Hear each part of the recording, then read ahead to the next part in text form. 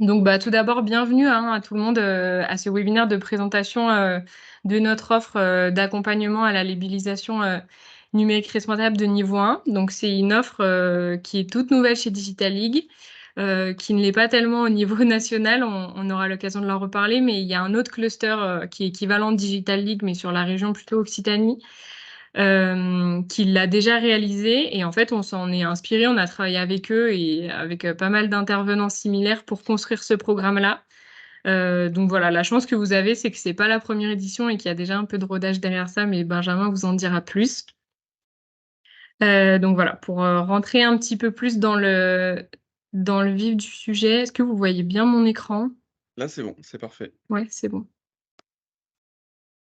Parfait. Du coup, je vais commencer par introduire un petit peu la promesse du programme.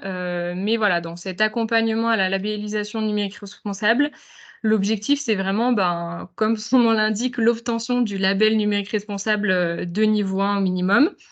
Donc nous, notre promesse, c'est 4 mois d'accompagnement à la fois individuel et collectif, avec des temps en collectif, des temps en individuel. On l'expliquera juste après. Nous, on vous propose de la montée en compétences et de l'accompagnement pour vous aider à structurer une démarche numérique responsable au sein de votre structure. Donc voilà, on part vraiment sur les basiques pour vous aider à structurer la démarche. Mais comme son nom l'indique, c'est une montée en compétences et un accompagnement, donc ça demandera aussi un effort de votre côté pour toute la partie, structuration, dans l'entreprise. Comment ça va marcher? Ça va marcher par promotion. Dans cette première promotion, on va accompagner, 5 entreprises, avec du coup 2 personnes à chaque fois par entreprise, qui fait une promo de 10 personnes.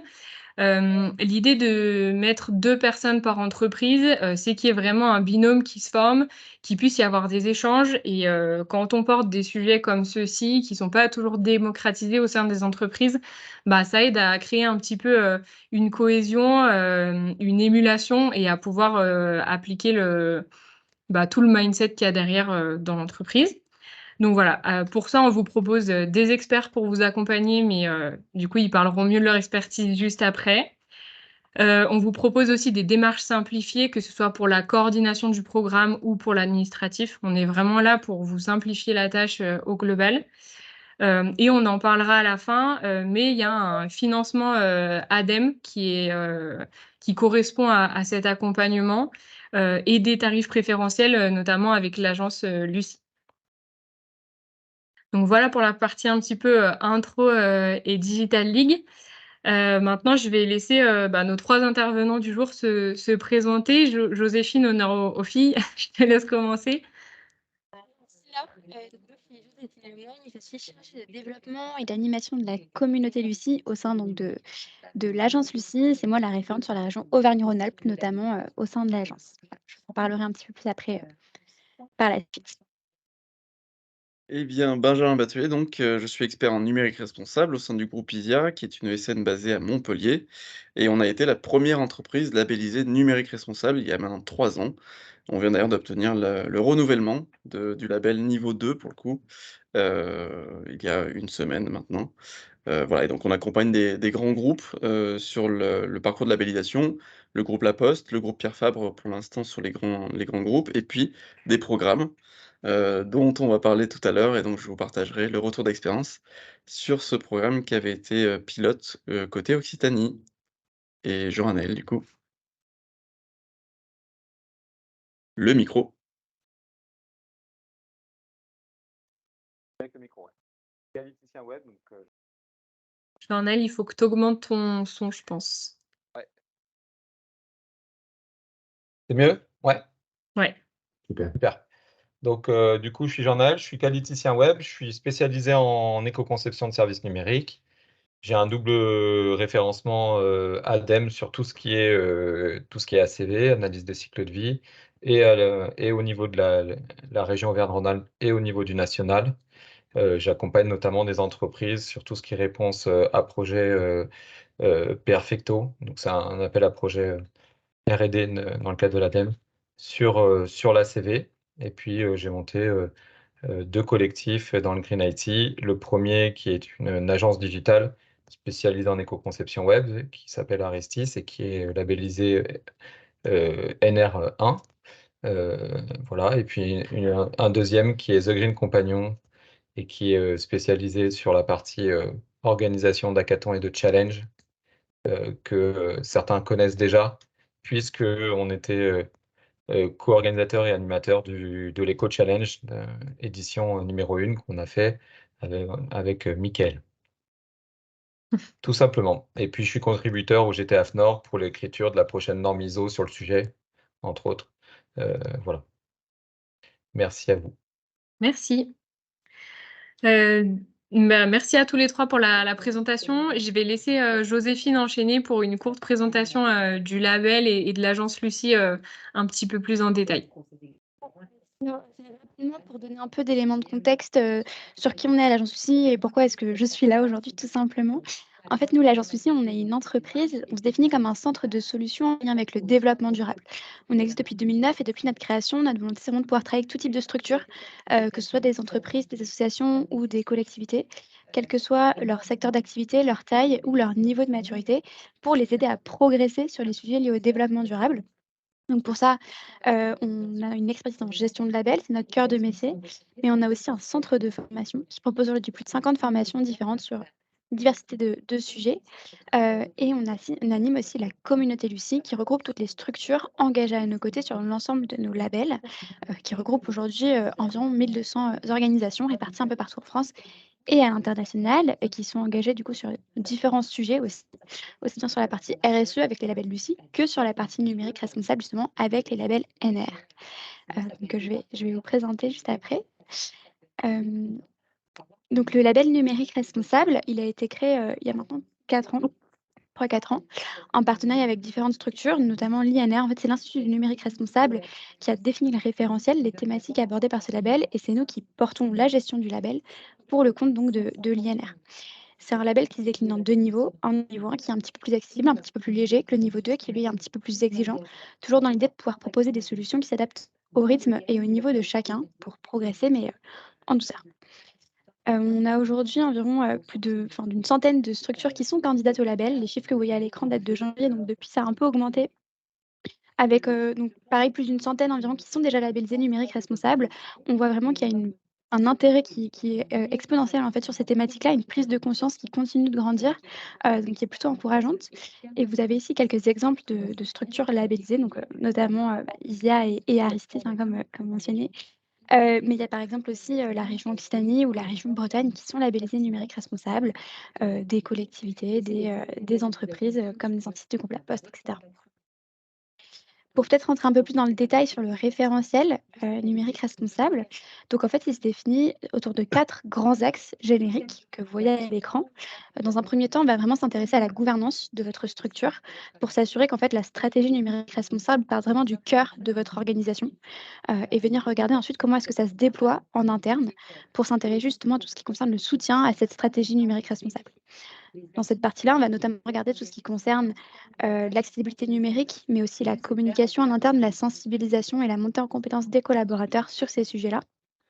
Dans un troisième temps, on va s'intéresser au vif du sujet, donc vraiment le cycle de vie des services numériques. Qu'est-ce qui est mis en place sur ces thématiques-là pour réduire au maximum l'impact de votre fonctionnement, aussi bien en ce qui concerne la politique d'achat d'équipements numériques que la gestion des données, la gestion des logiciels et des outils ou des infrastructures. Dans un quatrième temps, on va regarder comment est-ce que ça se déploie ensuite auprès des différentes parties prenantes. Comment est-ce que vous arrivez vraiment à créer un écosystème autour des sujets liés au numérique responsable. Et puis ensuite, 2 thématiques spécifiques qui viennent se rajouter à ces 4-là. Dans le cadre des collectivités notamment, c'est pas trop notre sujet aussi aujourd'hui, mais comment est-ce que ça se déploie à l'échelle du territoire? Et pour les entreprises de services numériques au sens large, comment est-ce que vous pouvez aussi intégrer des critères numériques responsables dans vos produits et services proposés à vos clients notamment? Pour s'assurer vraiment d'être sur une démarche complète, transverse, qui va prendre en compte tous les métiers de votre structure. Donc les 2 niveaux de label s'appuient sur le même référentiel, sur les mêmes thématiques. Ce qui va changer, ça va être le processus de labellisation. Et donc sur le niveau 1 justement, pour vous présenter les différentes étapes. Alors si tu veux bien faire passer la slide, merci beaucoup.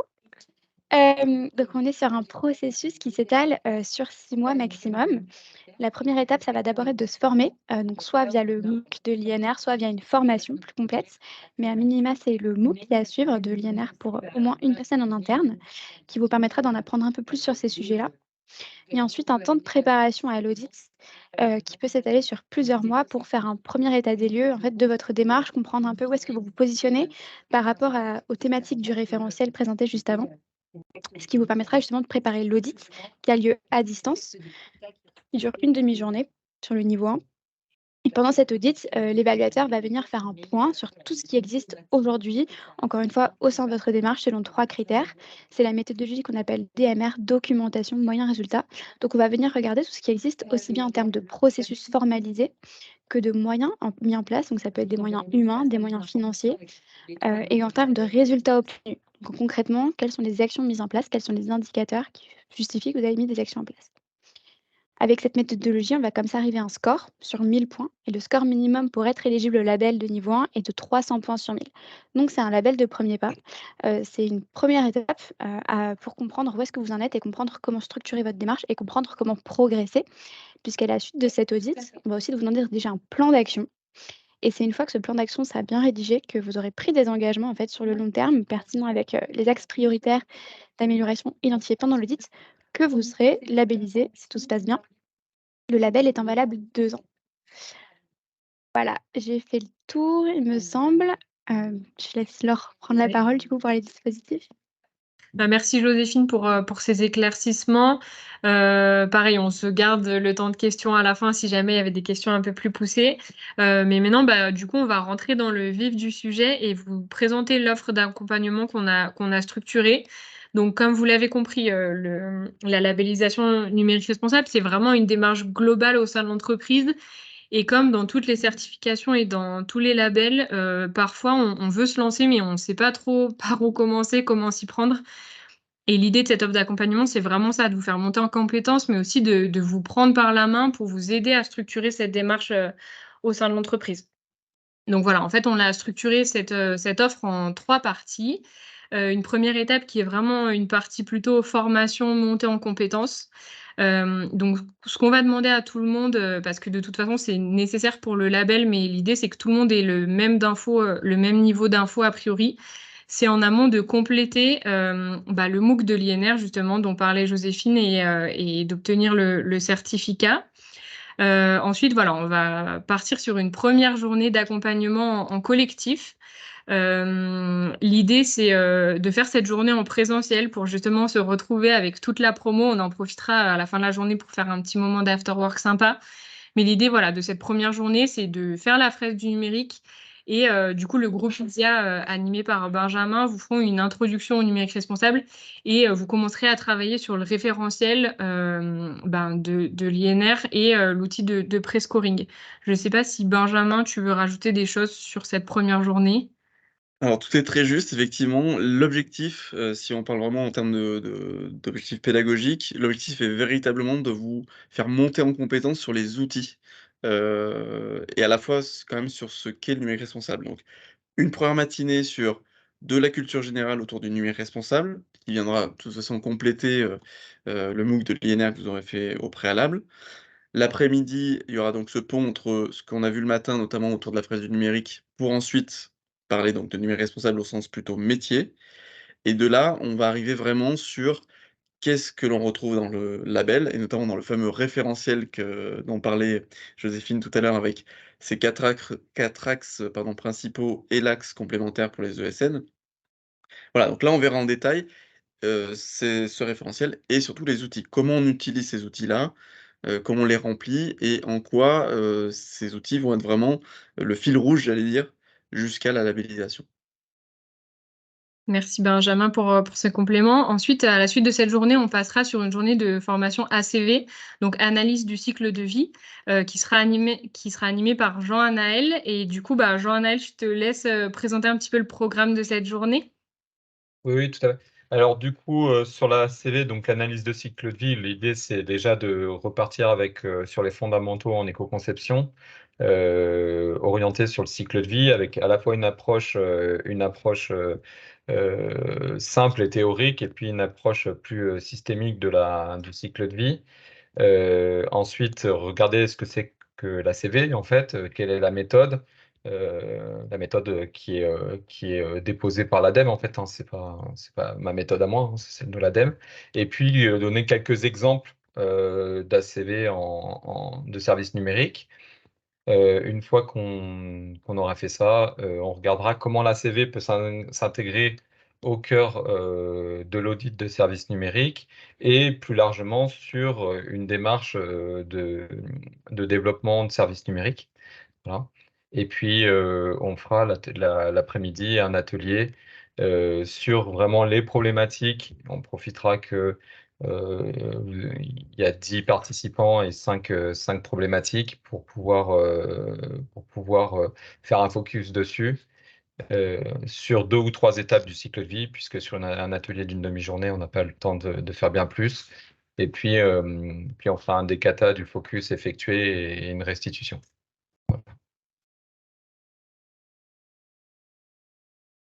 Je sais pas Ouais, si les objectifs, il n'y a pas forcément besoin de les décrire, on verra le jour J, mais en tous les cas, principalement, c'est que vous puissiez appréhender la méthode d'ACV, que vous puissiez voir aussi les outils qui s'appliquent, comment ça s'intègre dans le cadre de la labellisation NR1, et puis avoir vu plus au-delà d'exemples concret, que vous puissiez aussi vous l'approprier pour l'appliquer à votre cas propre. Ah, super, merci beaucoup. De rien. Donc voilà, pour la journée de formation, accompagnement, enfin, de cycle de vie. Ensuite, on va passer à une étape 2 dans l'accompagnement qui, là, va plutôt être une phase de diagnostic, d'audit et d'accompagnement. Et là, on va switcher du collectif à l'individuel. Alors, ce qu'on vous propose, c'est 2 demi-journées d'audit blanc. On a scindé 2 demi-journées parce que donc vous aurez une première demi-journée où donc vous aurez pré-complété un peu les critères du label, et cetera, en interne. Et l'idée, c'est que les auditeurs blancs qui sont Benjamin et son collègue viennent vous challenger un peu sur ces pratiques, vous donner des tips sur les preuves à apporter en face, vous donnent des recommandations. Et souvent, voilà, sur cette demi-journée, il y a beaucoup de choses que vous saisissez. Donc, on préfère décaler la deuxième demi-journée environ 15 jours plus tard pour que vous ayez bien la méthode en tête et que la deuxième demi-journée soit plus efficace. Benjamin, est-ce que c'est OK pour toi? Oui, oui, justement, c'est ce que j'allais dire. Alors, pour compléter, c'est très juste encore à nouveau, bien sûr. Donc vous l'avez compris, la journée 1, c'est on vous équipe en outils, en connaissances, en compétences avec Jean et puis derrière, pendant un certain nombre de semaines, vous serez donc, de votre côté à pouvoir travailler, sur ces outils, à les compléter, à les voilà, manipuler, comme vous le souhaitez, pour les compléter au mieux en vue de cet audit. Donc comme le précisait Laure, pourquoi on l'a séparé en 2 demi-journées? Alors déjà, tu l'évoquais Laure, mais, on a fait une première version, test, on va dire, en Occitanie et il s'est avéré plus pertinent de le scinder en 2 parce que ça nous permettait, en fait, pour une première demi-journée, de passer en revue l'essentiel du référentiel et ensuite, ça permet à chaque candidat de faire des ajustements, de venir compléter lors de en vue de cette deuxième demi-journée où là, cette fois-ci, vraiment, on va aller voir les points chauds, ceux qui étaient déjà bloquants auparavant et aller compléter vraiment, apporter une vraie valeur ajoutée encore, plus poussée. L'idée étant quand même, puisqu'on le voit d'ailleurs juste après, que l'audit, de l'agence Lucie cette fois-ci est vraiment, l'auditeur vraiment, le vrai audit pardon, qui ne sera pas l'audit blanc, aura lieu dans la foulée, en tout cas dans les semaines ou dans les semaines qui suivront. Donc, notre objectif, nous, côté groupe ISIA, ça sera à ce moment-là, dans ces 2 demi-journées précédentes, de simuler un audit et de vous aider, de vous éclairer sur les éléments de preuve, sur, quelles actions mener en priorité dans l'objectif de l'obtention du label, et cetera, et cetera. Voilà. L'idée, c'est vraiment de vous accompagner sur comment j'optimise le temps, et l'effort et l'énergie à mettre pour l'obtention du label, tout en ayant bien sûr en vue, le lien avec votre stratégie globale de l'entreprise déjà, existante. S'il y a une stratégie RSE, c'est encore mieux et tout en gardant en tête aussi que ensuite la visée sera plutôt à moyen terme, c'est-à-dire qu'il y aura tout un plan d'action à penser pour du numérique responsable post, post-label, puisque l'idée n'étant pas de s'arrêter évidemment au label.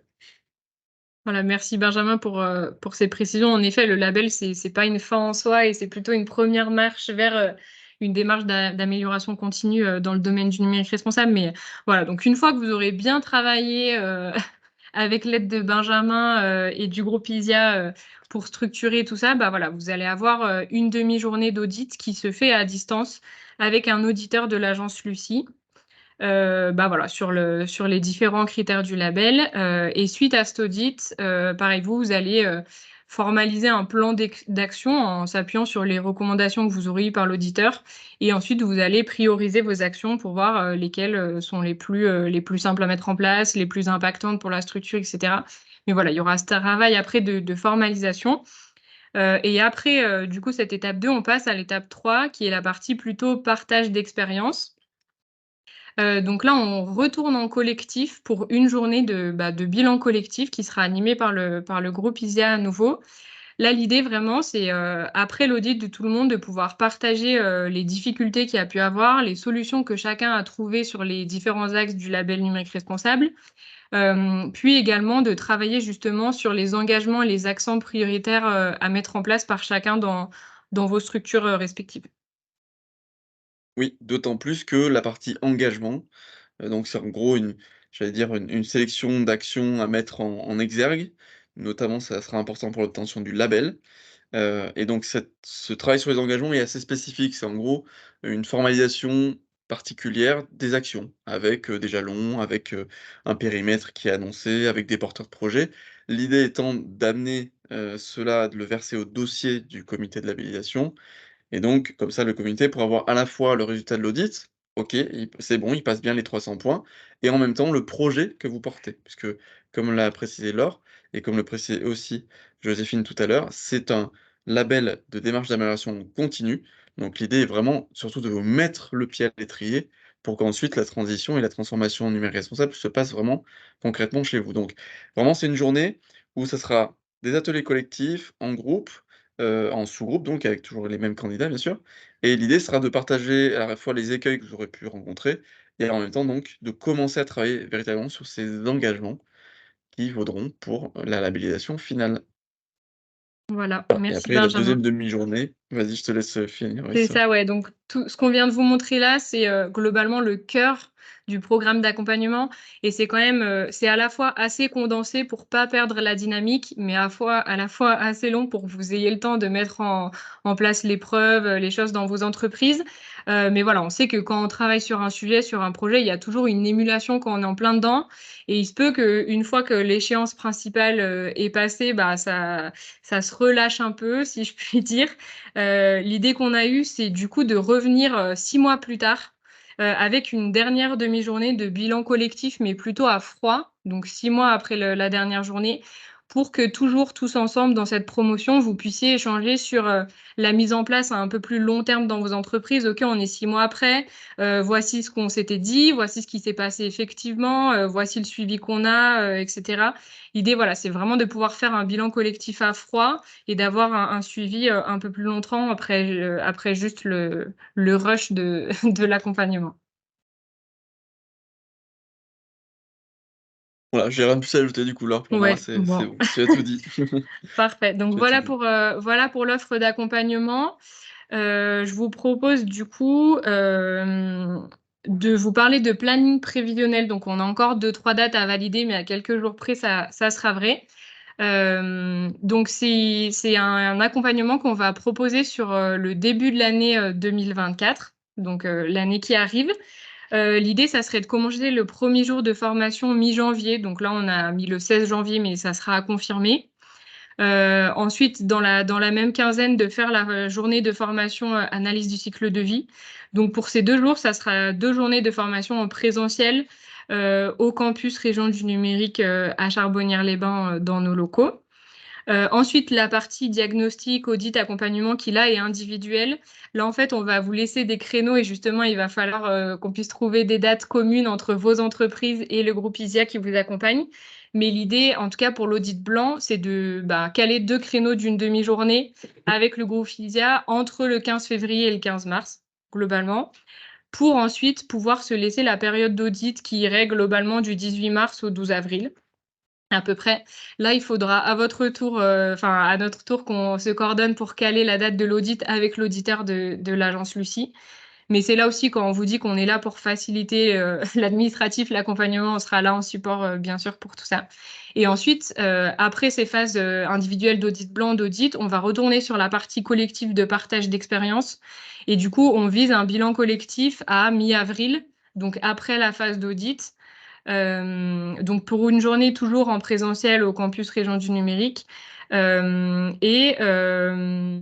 Ensuite, 6 mois plus tard, pareil, on se reverra une demi-journée, mais là, ça porte à octobre 2024.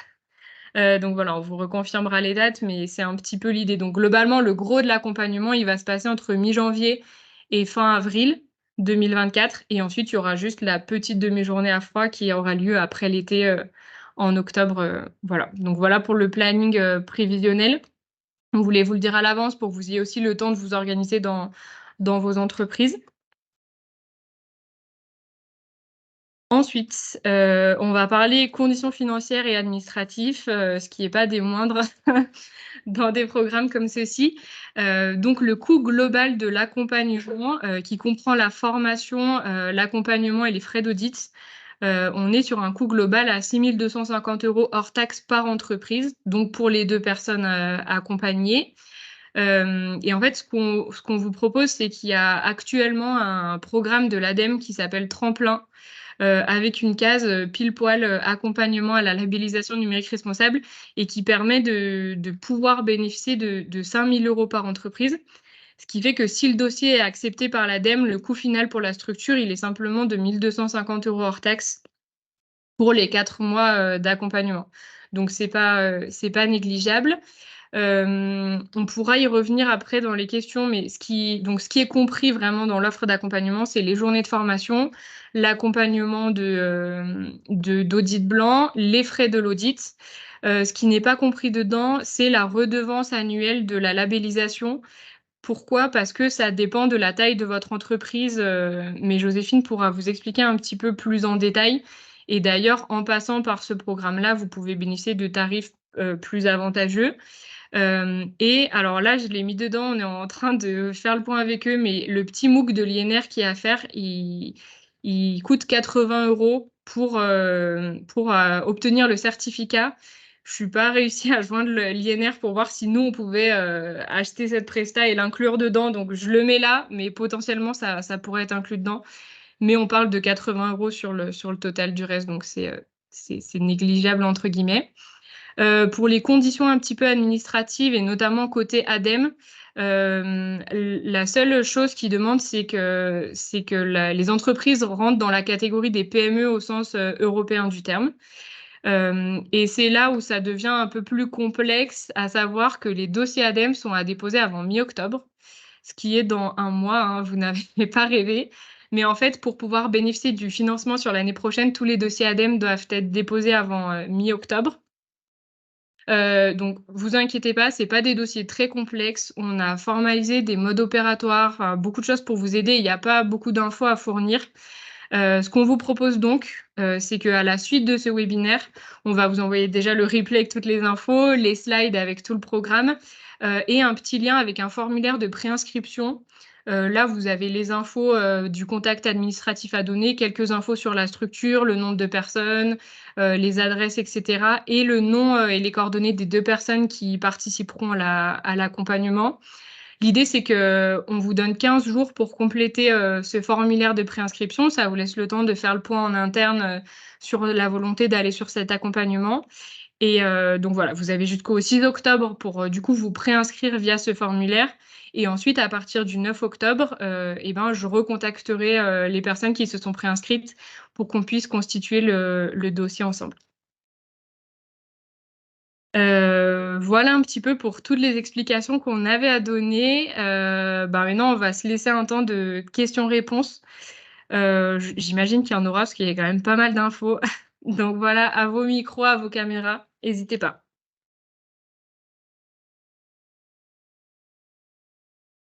sais pas si Mickaël, il y avait des questions dans le chat. Non, il n'y a aucune question, il n'y a que moi qui ai parlé, en fait, dedans. Donc, voilà. S'il y avait une question S'il y avait une d'Hélène question, oui, qui sur le. C'est concernait... Hélène. Je t'en prie, justement, c'est ça, la question d'Hélène sur le niveau 1. il ne me semble pas m'être trompé avec la réponse, mais n'hésitez pas à préciser tout ça. Mais il me Non, non, semblait je que c'est niveau. confirme, Hélène. Alors, Hélène, votre micro n'est pas. Oui, voilà. Bonjour tout le monde. Oui, nous, Bonjour. on a déjà une date d'audit au 16 novembre. Donc, du coup, le programme que vous présentez est super intéressant. C'est une date d'audit pour le niveau 1. Donc là, maintenant, on est un peu dans les starting Félicitations. blocks. Et C'est bien. non, voilà, il faudra nous féliciter après l'audit. Et là, l'idée, ce qui m'intéressait, c'est vrai que l'audit à blanc est intéressant aussi. Bon, mais vu le délai, moi, ce que je voulais savoir, c'est si l'ADEME pouvait aussi subventionner un programme, parce qu'on ne va pas s'arrêter au 7 novembre, un programme d'accompagnement pour aller vers le responsable niveau 2, qui est un autre challenge. Voilà, c'était ma question. Alors, en fait, aujourd'hui, le programme de l'ADEME, il finance le programme d'accompagnement à la labellisation numérique responsable, peu importe que ce soit niveau 1 ou niveau 2. Nous, c'est vrai que vu que D'accord. c'est le premier qu'on fait vers nos adhérents, on a choisi d'aller vers le niveau 1.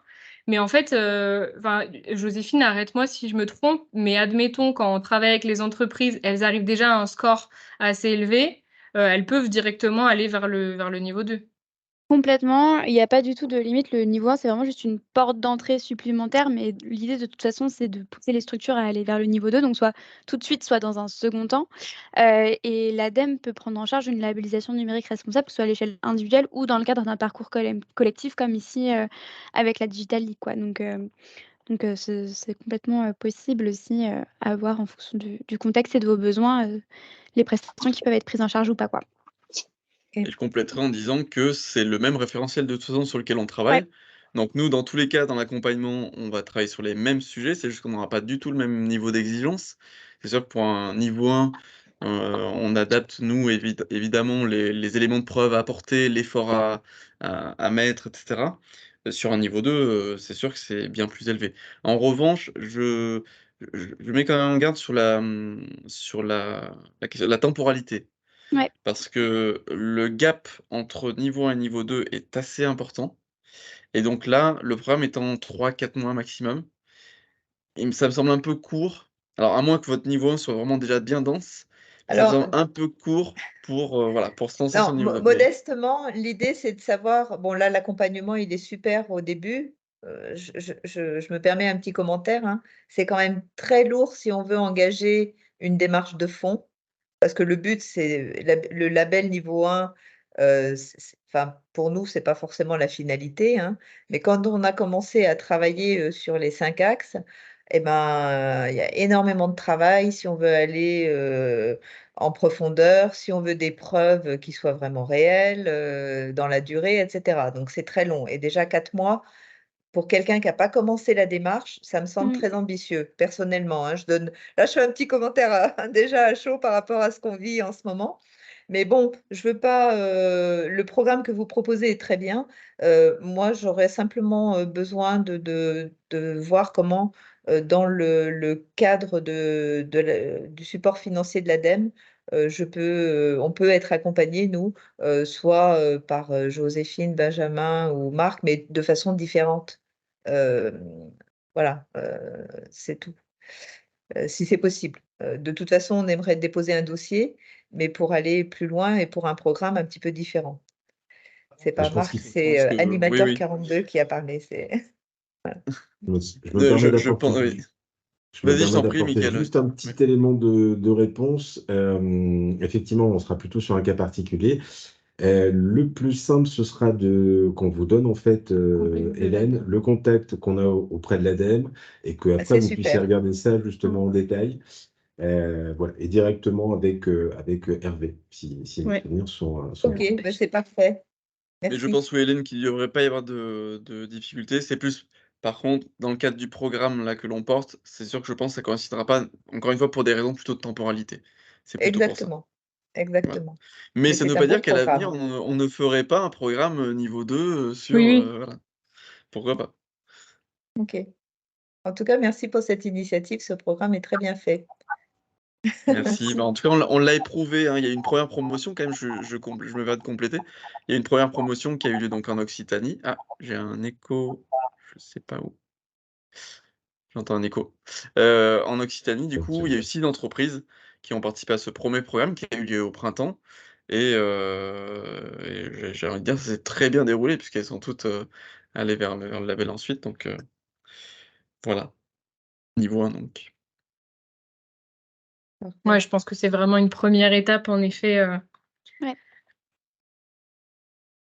Mer OK. merci Oui, Hélène, c'est du coup on vraiment une vous Merci. première enverra étape. le contact. Est-ce que vous avez peut-être d'autres questions, des remarques?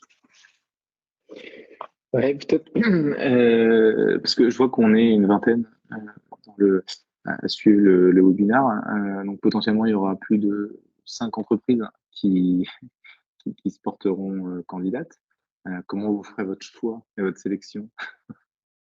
Et back J'espère chiche, pour comme vous, en tout d'habitude, cas, hein. que vous aurez un choix. Oui, voilà. C'est ce que je Le me plus gros disais. chèque. Non, blague à part, on savait pas justement, en fait, nous, en tout cas, à côté Digitalic, c'est la première fois qu'on le lance. On a vu que le webinaire avait du succès, on n'avait aucune idée, de comment ça allait fonctionner déjà le webinaire et ensuite, bah, sur ce webinaire, sur les 20 personnes présentes, on ne sait pas s'il y en a finalement que 2 qui vont candidater ou que 10. Donc c'est un peu, compliqué pour nous. On va déjà voir en fonction du nombre de personnes parce que si ça se trouve, on n'en aura que 5. Et sinon, on n'était pas censé le dire, mais on se laisse la possibilité éventuellement, d'ouvrir une deuxième promo si vraiment il y a trop de succès, ce que je nous souhaite, hein, et que je vous souhaite aussi pour aller vers les NR. Pour Oui, l'idée, c'est quand compléter même pas de frustrer les envies, quoi, au contraire. les- Genre, si l'envie et la motivation d'aller vers le numérique responsable est là, entre nous, voilà, que les choses soient quand même dites, ce label a été créé pour que les entreprises se mettent en mouvement sur le numérique responsable. Ça a été créé par des experts dont je fais partie, Lisa d'ailleurs qui est, je pense, toujours présente, qui représente France IT, était aussi à l'origine d'un autre label qui a été fusionné, qui a donné le label niveau 1, niveau 2. Voilà, je faisais partie du groupe de travail qui a travaillé cette fusion des 2 labels et notre unique ambition, encore une fois, ça n'est pas le tampon final, mais c'est bien le mouvement que l'on imprime et donc ce que l'on souhaite, c'est surtout que ça donne envie d'agir. Donc oui, je pense que mais là, c'est pas moi qui décide, c'est côté Digital League et je pense que s'il y a beaucoup de monde au portillon, au contraire, on ouvrira. Et du coup, ma deuxième question, c'est parce que là, les deux, c'est-à-dire les inscriptions, donc les deux, c'est-à-dire Digital League et le tremplin là, de l'ADEME, là, vous liez vraiment les deux en termes de planning, mais potentiellement, les candidatures sont décorées. C'est-à-dire que, enfin, en fait, ma question, c'est, j'ai bien compris la temporalité côté ADEME. Et par contre, j'ai pas la temporalité. Est-ce que vous calez exactement sur la même temporalité de votre côté pour Alors, s'inscrire et puis en pour fait, se dire OK, on se lance? ce que l'ADEME demande qu'on ait déposé les dossiers aujourd'hui avant mi-octobre. Et ensuite, une fois que les dossiers sont déposés, on a 18 mois pour faire l'action. Donc nous, on a choisi de le faire début janvier, mais ça pourrait être de avril à juin ou plus tard. Ce qui est compliqué, c'est que par contre, il faut absolument que les dossiers soient déposés avant mi-octobre. Non, mais ce que Donc je veux nous, dire, notre temporalité, on l'a mis dans les 18 mois. C'est en ça que c'est lié à l'ADEME. Je ne sais pas si je réponds à ta question. non, ce Oui. que je veux dire, c'est est-ce que c'est conditionné au fait que le dossier soit reçu? C'est-à-dire que potentiellement, alors c'est sûr qu'il y a un facteur 5 sur le prix, mais enfin 4, mais potentiellement, les deux sont décorrélés, c'est ça que je veux dire. Ah oui, totalement. En fait, on pensait plutôt l'inverse, que si par exemple, toi tu déposes un dossier à l'ADEME pour X ou Y raison, et normalement il n'y a pas de raison, il est refusé.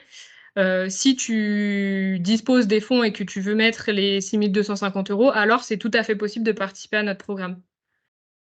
D'accord. C'est juste Ok. pour bénéficier du financement, alors il faut que les dossiers ADEME soient déposés avant mi-octobre. Pour compléter les propos de Laure, on a eu aussi la confirmation de la part de l'ADEME que, bon gré mal gré, ces programmes d'accompagnement, notamment Tremplin, il y a des financements qui sont en année civile. On nous a garanti justement qu'il y avait ces financements jusqu'en fin d'année, Il y a certainement d'autres choses qui vont aussi arriver en 2024 et on fera de la veille là-dessus pour aussi vous tenir au courant et voir après d'autres solutions avec vous. Mais voilà, là, on est certain que, on va dire, il y a du financement sur le dispositif tremplin. Donc, c'est aussi la raison pour laquelle on vous propose ça sur cette fin d'année. On est certain, mais ça restera l'ADEME qui Bien sûr. validera les dossiers de financement, hein. Tout à fait. C'est pas nous, malheureusement. Et on vous aidera en tout cas, concernant l'ADEME, à calibrer votre dossier, à vous faciliter la démarche du dépôt de dossier, en fait. Ouais, tout Ouais. préparé. Ouais.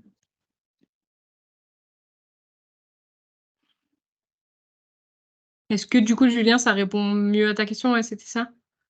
Ouais, complètement. Ouais, c'est 2 questions. Ouais. Merci. Parfait.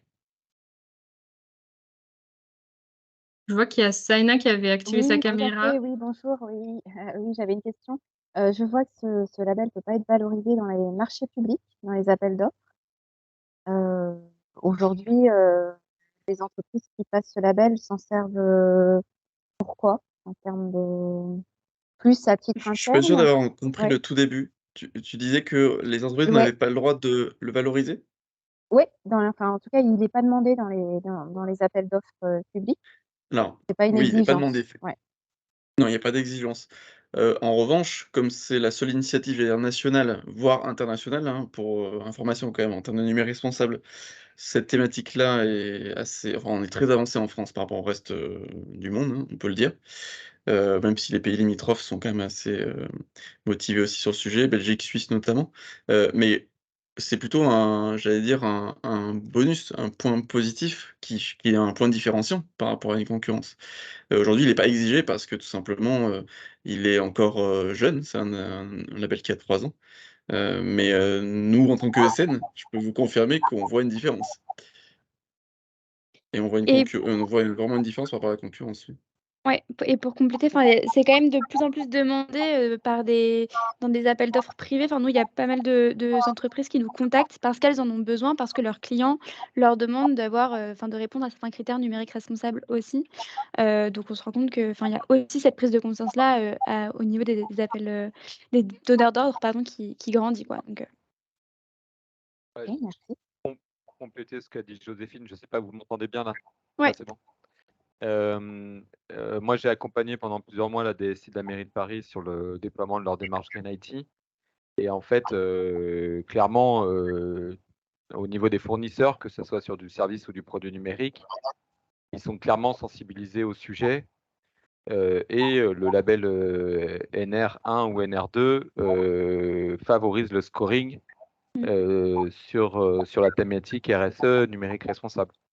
Et en plus, ce que j'ai appris il n'y a pas longtemps, parce que je vais intervenir pour la mairie de Nantes, hein, métropole de Nantes, pardon, c'est que tous les responsables numériques responsables des différentes DSI des métropoles ont un comité qui discute ensemble.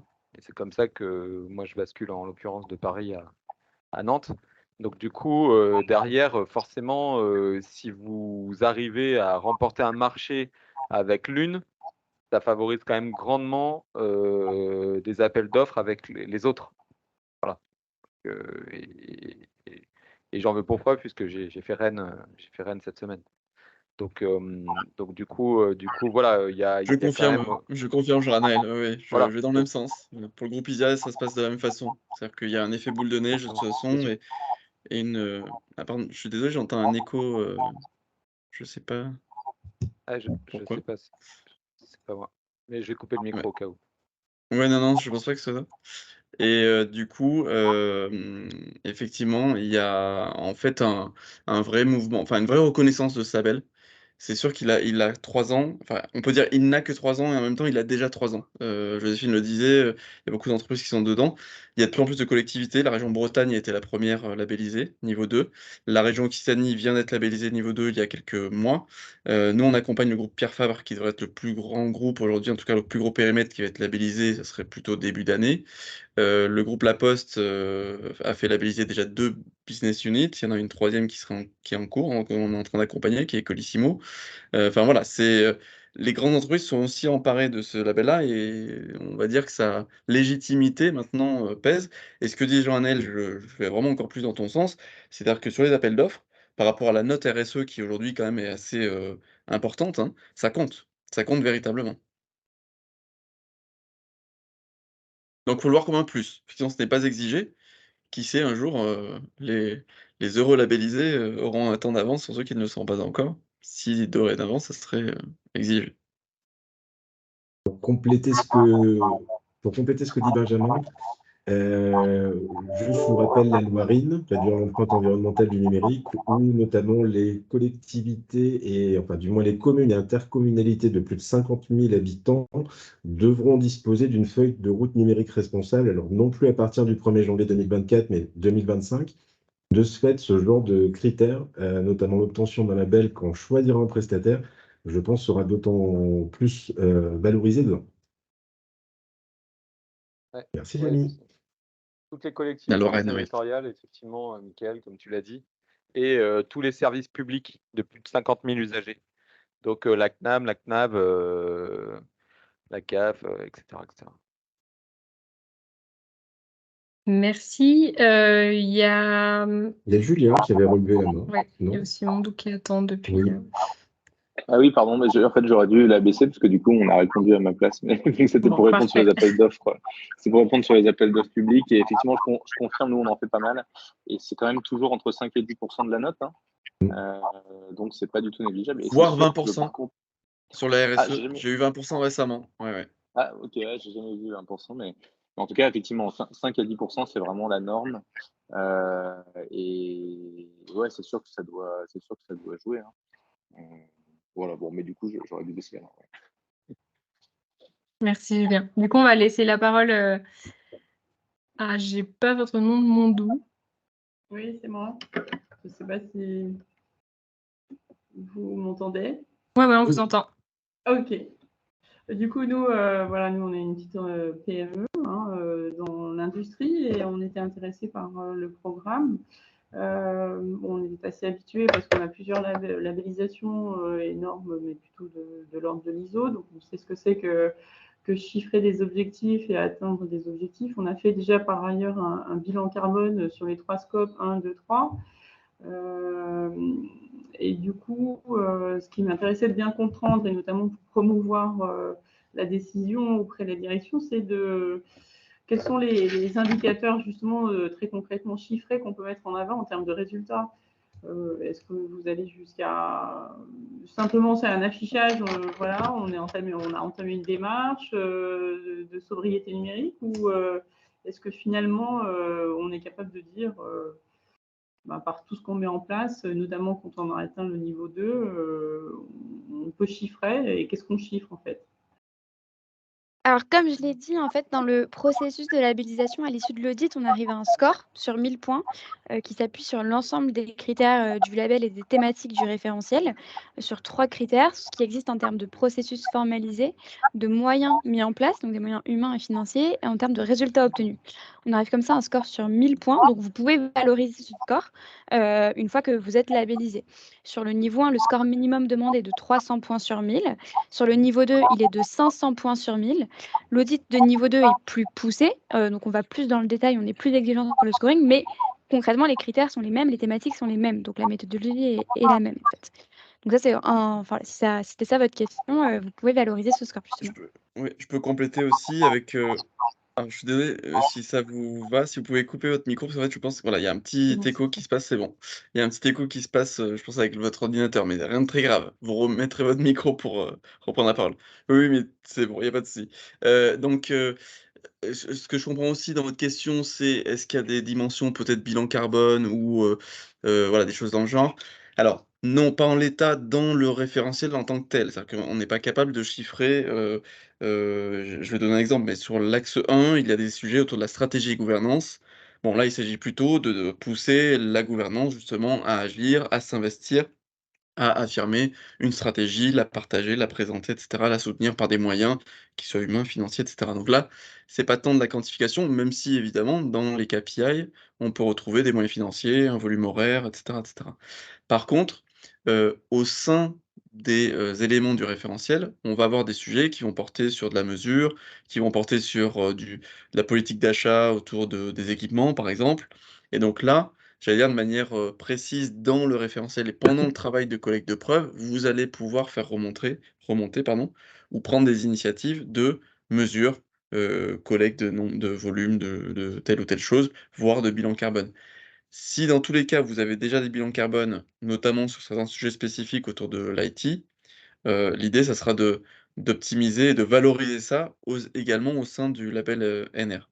Mais pour répondre donc définitivement à la question, en l'état, non, il n'y a pas de lien systématique entre le référentiel et du bilan carbone. Ou en tout cas, des bilans de ce type-là. Par contre, on peut utiliser des outils du type Winner, du type, ACV comme, ça sera aussi la formation, c'est l'objet de la formation justement de Journal, d'apporter cette dimension plutôt mesure. Voilà. J'espère que ça répond à votre question.